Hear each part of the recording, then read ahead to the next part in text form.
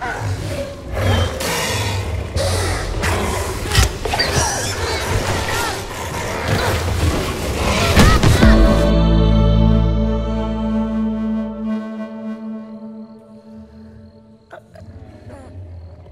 been a weird month in games. Two of the most anticipated games for years, for a decade no less, have both come out, and this one's had quite the story, and I imagine, without playing the game as of yet, that the story of the game might be more interesting than the actual game itself. It is, of course, The Last Guardian from Team ICO, I do believe. Mr. Christopher White, you have played Last Guardian. Come on then, lay it on thick. It's been 10 years in the making. I'll start off with a caveat. If you are a fan of the previous two games, you'll be hugely disappointed with the way it controls. As for the story, it's wonderful. It's a wonderful story, ruined by a lot of problems. Wow. And I from within the first couple of hours of the game, you introduced to all these problems, and I couldn't believe it. And I mean, as the game kind of nears its conclusion, it is bastard hard. Wow. Well, shall we start on the good? Let's start with the story. No, we obviously don't want to delve into spoilers, but we all know it's the relationship between Trico, this massive hyena eagle thing. And it looks like a hyena. I don't know how anyone could say it's a dog. No, hyenas are dogs. But I didn't even think about that. Yeah, I always think it looks like a bird with a dog, but you're right. That's all I've ever been able to see, like the hyena off fucking Lion King. It does. To be fair, one of my dogs looked just like Trico, so that's why it kind of reminds me. But yeah, so the good. The story is lovely. The kind of relationship between Trico and this boy is really special. Obviously, along the way, you're going to encounter some tricky situations, and the way you deal with them together is brilliant, and they kind of grow with each other, and you end up really caring for Trico, because he's there for you when you need it. He's always there to help you, so rightly so, you should be there to help Trico. And you can kind of help him in a few ways, where you'll get attacked by these weird stone men, and they'll throw spears at him. You can pull the spears out, remove the spears. You can kind of comfort him by kind of petting him, stroking him. Like if you stroke him on the face, he'll kind of lean into it and go all kind of dreamy. You stroke him on the back, he'll sit down and try and rest. And you can feed him these weird glowing barrel things that he loves, and you find them along the way. So yeah, the best thing about the game is the story, and that's why it's annoying that the kind of other things let it down. So, is it just a platformer, or do you actually have to embark punny, with these stone men? Do you have to combat with these stone men, or is it just a platformer throughout? So I don't actually know what this game is yet. Really. Yeah, well, what is the story? So you wake in this cave as this boy, and next to you is this creature chained around the neck.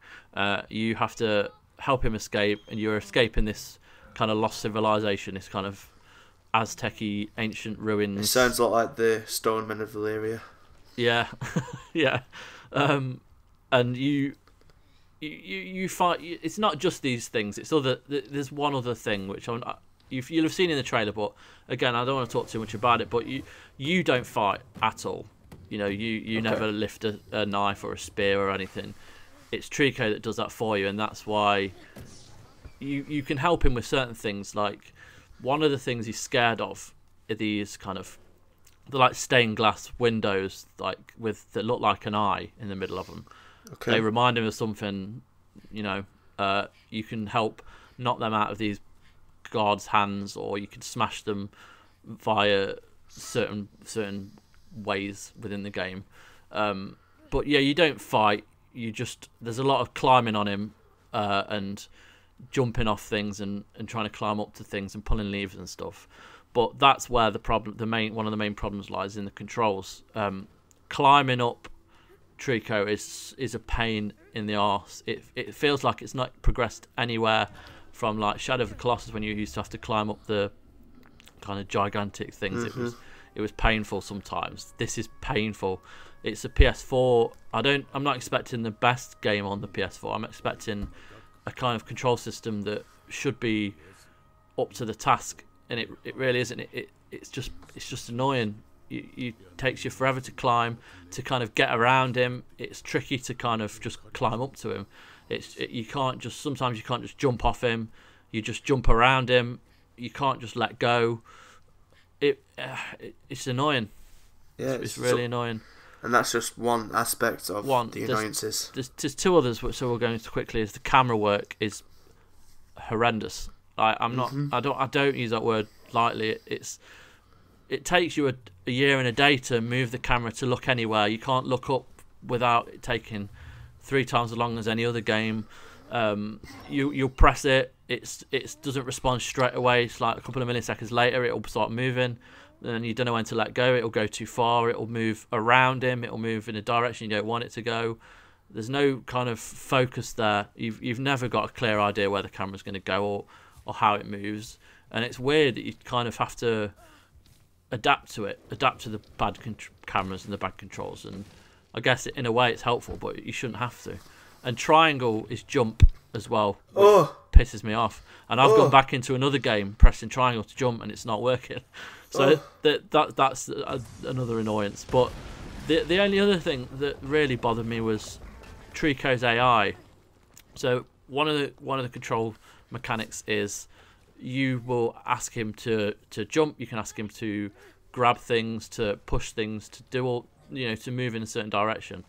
But trying to get him to do one of those things, if he doesn't want to do it, it takes forever. Now, you could say, oh, well, some animals, some pets are like that. You can ask them to do something, it takes forever. Well, they'll do it when they want, but that's not what this game is. It's not that. You're supposed to be able to get him to do what he needs to do. It can take forever to get a, kind of one of these puzzles done because he's not jumping to the next platform, and you've got, you logically you'll look at a setting and go, right, I need to jump from there up there. So you'll get him to finally get to the edge of this platform to jump up, and then he starts scratching his ear, and then you'll get him to move, but then it points in the other direction, and then he then jumps back through 4 different platforms over like 5 minutes, but you can't stop him. He has to go all the way back down, and then you have to go all the way back up. It's such a disappointment, and it shouldn't be, and it's just a shame, real shame. You mentioned earlier that you think for players who played the first 2, they'll be weird with the controls, but I've never played a Team ICO game way before my time. Will I find the controls equally as cumbersome? Yeah, and definitely. Old? Yeah, because we've been treated to hundreds of great games with absolutely fine control systems. This feels like it should have just completely redone it or something, or just I don't know. I don't know what they're playing at, and I don't want to. I know it sounds harsh, but I don't know what happened. Why they've done this? Why they're not smoother? Why there's not more control on it? I don't get it. Sounds like a 10-year-old game that's been released now on a new console. That's when it was. It was a PS2 game originally in thought and concept.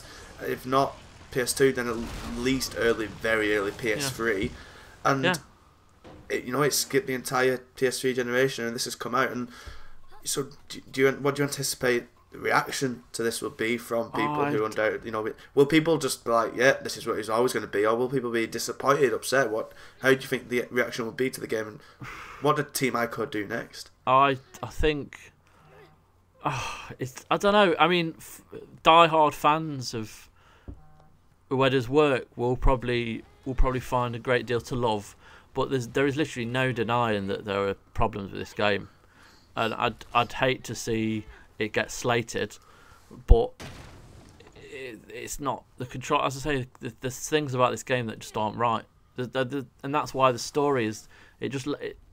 Everything else lets the kind of things we should just love about a game down, because the environments, the visuals aren't amazing, but there are certain points where it looks gorgeous and it really makes everything kind of come to life, and it's just a big disappointment, I think. And I'd like to say I'm the only one that maybe sees this, but I know I'm not. So we'll just have to see.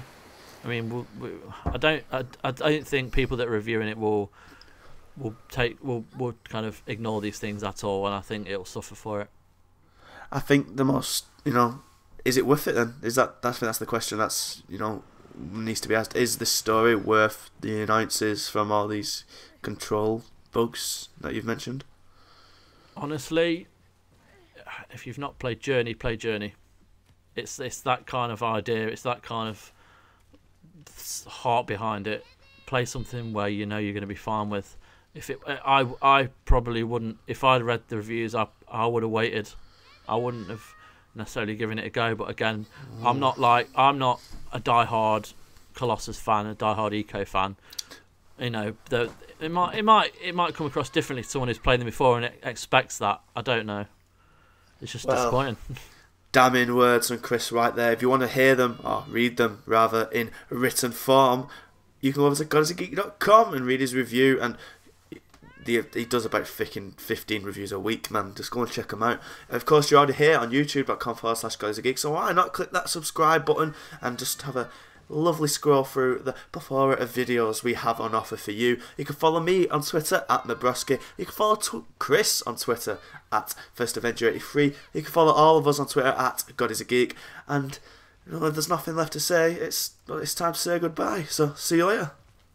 Hello, did you enjoy that video? I did. But if you really enjoyed it, click subscribe over here. Just here, somewhere there, and you will never miss a video. Just down here, if you really liked us, you can donate to our Patreon, $1 or £1 a month, and seriously, it helps us make stuff like this. This very camera recording this, that pays for it. Also, do you know what? Actually, I'm a bit big, aren't I? I need to be smaller. Right, now over here, there's a video you can watch. If you click the playlist over there, you can watch that. There's loads of reviews and stuff. Seriously, it's just loads of content everywhere. It's just content, man. Content!